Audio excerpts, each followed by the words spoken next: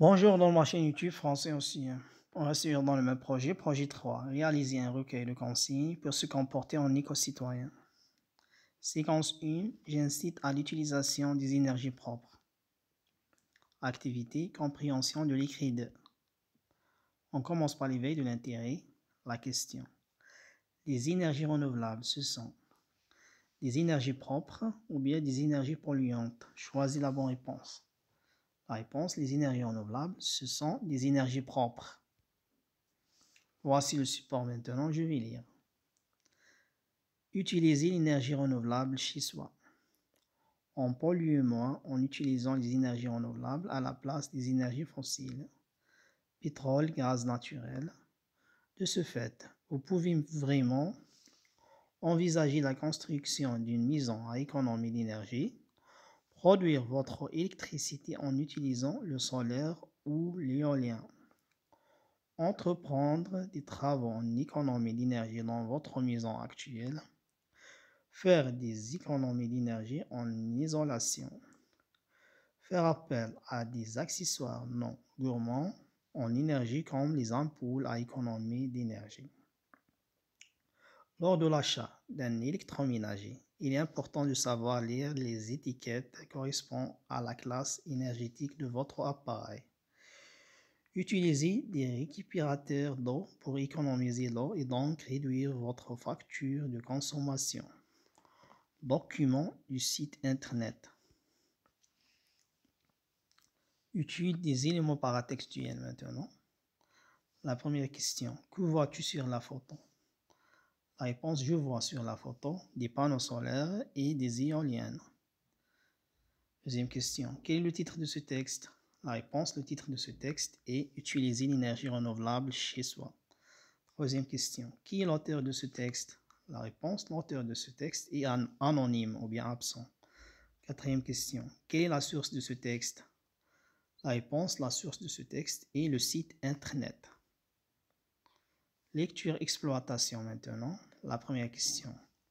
Le type de ce texte est narratif ou bien explicatif ou bien prescriptif. Choisis la bonne réponse. La réponse, le type de ce texte est prescriptif. Deuxième question. Quelles sont les énergies fossiles citées dans ce texte?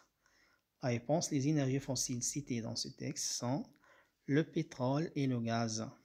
Troisième question. Pourquoi doit-on utiliser les énergies renouvelables? La réponse, on utilise les énergies renouvelables pour moins polluer. Quatrième question, les énergies renouvelables, cela veut dire les énergies inépuisables ou bien les énergies polluantes. Choisis la bonne réponse. La réponse, les énergies renouvelables, cela veut dire les énergies inépuisables. Cinquième question, on doit envisager de construire une maison à économie d'énergie. Vrai ou faux? La réponse est vraie. Sixième question, on produit son électricité en utilisant l'énergie de la biomasse. Vrai ou faux? La réponse est faux. Septième question, précise s'il s'agit d'une consigne ou interdiction dans la phrase suivante. Faisons des économies d'énergie en isolation. Voici la réponse. Cette phrase est une consigne. Huitième question. Conjugue à l'impératif présent à la deuxième personne du singulier. La phrase utiliser des récupérateurs d'eau pour économiser l'eau. Voici la réponse. Je dois conjuguer le verbe utiliser donc. Voici la réponse. Utilise la terminaison E des récupérateurs d'eau pour économiser l'eau. Neuvième question. Précise le type de la phrase obtenue. C'est-à-dire la phrase utilise des récupérateurs d'eau pour économiser l'eau. La réponse, cette phrase est de type impératif. Phrase de récapitulation maintenant. Complète par renouvelable, fossile, durable, éolienne. On doit remplacer les énergies par des énergies solaires et biomasse. Ces énergies sont propres et voici la réponse maintenant. On doit remplacer les énergies fossiles par des énergies renouvelables, solaires, éoliennes et biomasse. Ces énergies sont propres et durables. Merci pour votre attention, mes chers amis. Au revoir.